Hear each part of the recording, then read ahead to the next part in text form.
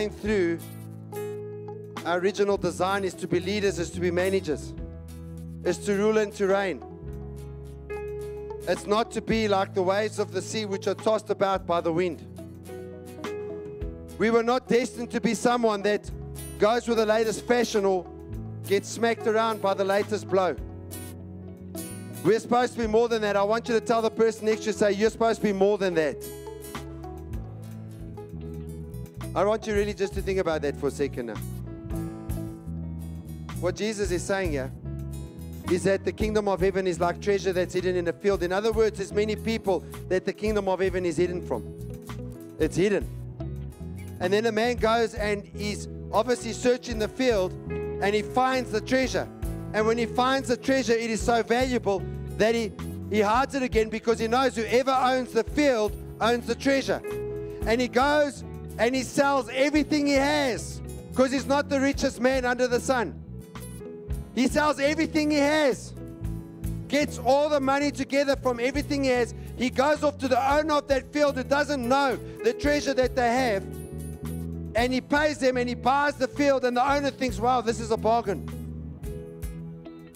But you see, what would cause someone to sell everything they had to get a field, to get the treasure that's in the field, if the treasure's worth far more?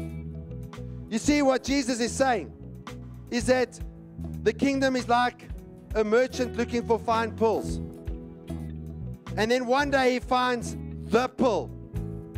And the pearl is so fine that he goes and he sells everything he has, gives up all the pearls that he has to get that one pearl. And he bought it. I want to tell you that what Jesus is saying is that the kingdom is worth more than everything else that you own on this earth. The kingdom of heaven is so valuable. I cannot even begin to make a description today of just how valuable the kingdom of heaven is. I want to tell you that when you discover the value in the kingdom of heaven, nothing else seems worthwhile. Everything else sucks in comparison. You can try the rest, but you'll eventually find out, or hopefully you find out in this lifetime, that when all is said and done and you've tried the rest, come back to the best. And I want to tell you, that's what it's like when you worship God. When you raise your hands and you praise Almighty God, and you let out a roar of praise for Almighty God, I want to tell you that when you do that, God fills you. I want you to think about it like this. You let out all of that air, and now there's a vacuum inside of yourself, and God comes and He fills that vacuum. And when you are full of God, you are full to the brim. You feel satisfied. It's like when you've had a good meal, you're satisfied. Because everything that you need is in the Lord. There's nothing that you need that is not in the Lord. He is the greatest treasure there is. You can trace after other things. They are worth nothing. But you know the biggest reason why the Lord is a treasure for you? The biggest reason of all is because He sent His only Son to die on the cross for you. And that when you give your life to Him, you get eternity. You get the life where you can be happy now and forever. Some of you are doing all sorts of stuff because you're chasing happiness. I want to tell you, you will not find it. If you find it anywhere other than the Lord, you will not find it. The only time you find the true happiness that lasts is when you find Jesus. You find His purpose. You find His will. You find His love. You find His life, because His life is everlasting. I want to tell you, there's more than enough life for everyone. There's more than enough love for everyone. In the kingdom of heaven, Jesus said, there are more than enough rooms for everyone. And Jesus also said that the person who does not find Him, they are going to live forever in torment.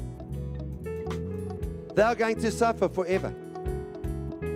I want to warn you, Jesus gives a warning. You have to find Him to find life.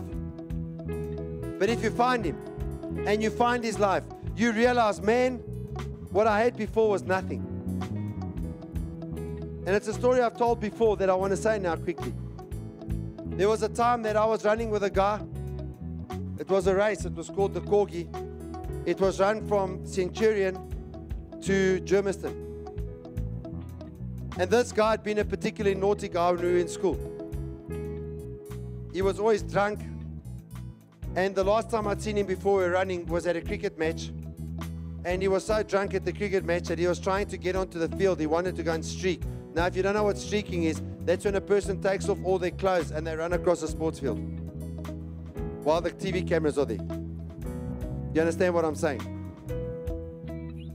And he wanted to streak, and his pants were half down.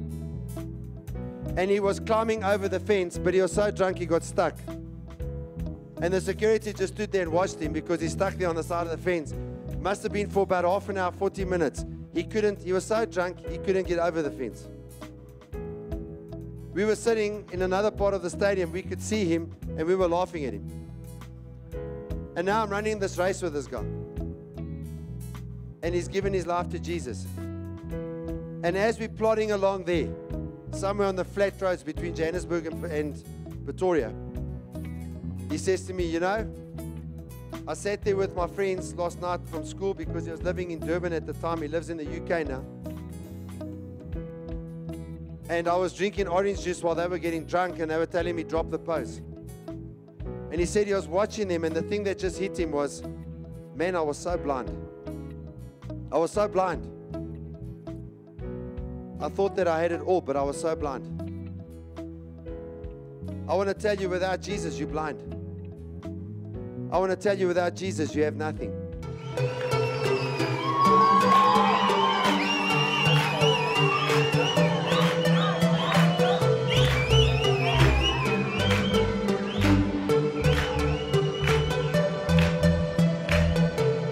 Take my eyes off the things of this world, lift them up to the spiritual. God, I'm trusting you, and I refuse to let